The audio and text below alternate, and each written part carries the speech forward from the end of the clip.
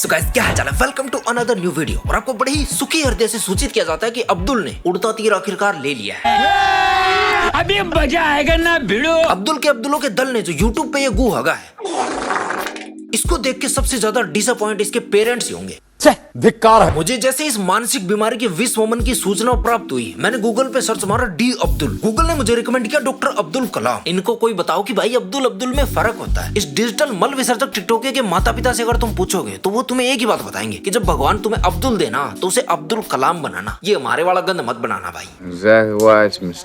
अब्दुल के गाने का नाम है उड़ता तीर और सूत्रों के वाले से पता चला है कि ये इसने कॉपी किया है। लेकिन मुझे नहीं लगता कि इसने कॉपी किया, मुझे लगता है कि ये इंस्पायर हुआ है, और वो भी अपने भ्राताश्री से। सही पकड़े हैं। क्योंकि रात को 2:30 बजे किसी को माँ बहन की गाली देके उड़ता तीर लेना, ये निंजा टेक्निक और ओवर कॉन्फिडेंस तुम्हें उसी में देखने को मिलेगा। वो अदनान है ना, वो बहुत एड़ा है।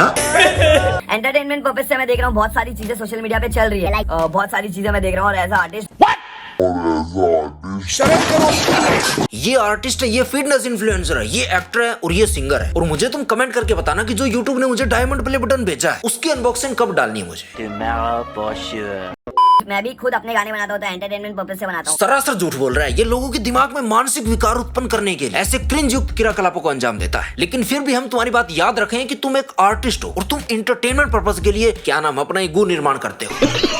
तो मेरा जो आने वाला गाना है उड़ता तीर, तुम लोग बोलो कितना जल्दी चाहिए तुम लोगों को। ये वीडियो इसने इंस्टाग्राम पे डाली थी। वहाँ पे पब्लिक हाथ जोड़ के कह रही है कि भाई रहने दे, क्यों अपने भाई पे और खुद पे जुल्म कर रहा है तू। अब वो उड़ता तीर गाना भी एंटरटेनमेंट पर्पज से है। ये कैसा आर्टिस्ट है भाई, एंटरटेनमेंट पर्पज के लिए उड़ता तीर ले रहा है। किसी इंडिविजुअल को उसमें टारगेट नहीं है, किसी पर्टिकुलर का नाम नहीं और ना किसी के सेंटिमेंट्स को हर्ट करना चाहता हूँ मैं। वाओ, कांग्रेचुलेशन भाई। फिर तो ये तुम्हारा पहला गाना है जो तू बिना हिडन एजेंडे के शुद्ध सात्विक मनोरंजन को ध्यान में रखते हुए बना रहा है। ये गाने देखने के बाद या ये गाने से पहले या ये सारी चीजों के बीच में मैं नहीं चाहूंगा कि कोई जाके किसी को हेटेड कमेंट करे या किसी को गालियां दे या ये सारी चीजें कमेंट बॉक्स मैसेज बॉक्स में थ्रेड्स वगैरह ये सारी चीजें मत करो। एक सेकंड, तुमने अभी बोला कि तुमने किसी इंडिविजुअल को टारगेट नहीं किया, तुमने किसी इंडिविजुअल का नाम भी नहीं लिया और तू किसी के सेंटिमेंट्स को हर्ट भी नहीं करना चाहता। तो जब ये सारा कोई तेरे गाने में विद्यमान ही नहीं है, तू ये सब चाहता ही नहीं है, तो तेरा गाना देखने सुनने के बाद कोई ऐसी हरकतें क्यों करेगा? तेरा गाना सुनने के बाद कोई किसी को गाली क्यों देगा, कोई किसी को डीएम में धमकी क्यों देगा? बताओ, क्यों किसी को थ्रेट देगा कोई? इतना सात्विक गाना तुम्हारा। किसी इंडिविजुअल को उसमें टारगेट नहीं है, किसी पर्टिकुलर का नाम नहीं और ना किसी के सेंटिमेंट्स को हर्ट करना चाहता हूं मैं।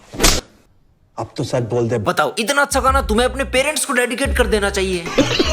एक काम करो, इतनी जो तुमने सुंदर रचना की, अपने माँ बाप को कमरे में बिठाओ करके फुल वॉल्यूम और सुनाओ उनको कि ये देखो तुम्हारे सपूत ने कितना अच्छा काम किया। बताओ। अब बात कर लेते हैं इस गाने की। गाने में इसने प्रचुर मात्रा में गालियां दी, प्रचुर मात्रा में। वो टिकटॉक के याद है जो पहला गया था आमिर सिद्दीकी, उसकी दिल की मुराद पूरी कर दी इसने। वो कह रहा था ना कि गाने में हम पॉइंट रेज ही नहीं करेंगे, हम गालियां ही गालियां देंगे, बस सेम ही काम किया इसने। और दूसरी चीज जो इसने गाने में प्रचुर मात्रा में डाली है वो है फेंकना, प्रचुर मात्रा में फेंकना। ओहो, इससे ज्यादा फेंको तो मैंने पंजाबी गाने भी नहीं सुने। मैं या कर दूं, मैं वाह कर दूं।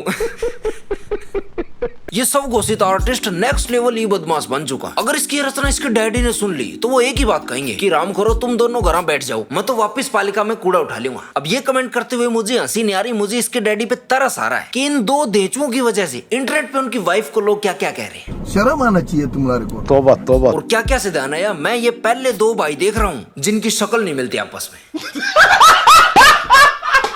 खैर, चेंज द टॉपिक, गाने पे आते हैं। गाने पब्लिक ने इसे बहुत ज्यादा प्यार दिया, 1:2 का रेशियो है और कमेंट सेक्शन में 1:100 का रेशियो है। तोबा तोबा। और ये तो हम यूट्यूब के रेशियो की बात कर रहे हैं, इंस्टाग्राम का तो पूछो मत। इंस्टाग्राम से तो ये कमेंट डिलीट कर रहा है खुद ही। एक ने कर रखा कमेंट डिलीट कर दी, डर गया तू कमेंट डिलीट कर या कुछ भी कर, यूट्यूबर तेरी बजाएंगे तो सही। सही पकड़े हैं।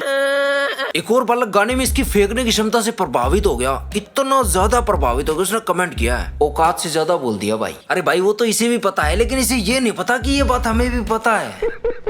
इस धर्मात्मा ने इंस्टाग्राम से प्रचुर मात्रा में कमेंट डिलीट किए। एक और बालक ने लिख रखा है मेरा कमेंट डिलीट कर दिया। कर ले बेटा, गाली तो तू फिर भी खाएगा, देख लियो। पब्लिक इतने भी नहीं मानी, एक ने लक्ष्य को टैग कर दिया, बोले लक्ष्य भाई तेरी औलाद को संभाल ले। और हाँ, सम्राट को भी टैग किया है। क्या यार, तुम्हारे भतीजे से ये उम्मीद नहीं थी। अब तुम्हें क्या लगता है लोग इतने में मान जाते हैं? इतने में भी नहीं मानो, बिल्कुल सच्ची बात लिख दी। एंटरटेनमेंट पर्पस के नाम पे गालियां देते हो और बोलते हो किसी को हेट मत करना। शर्म करो रे।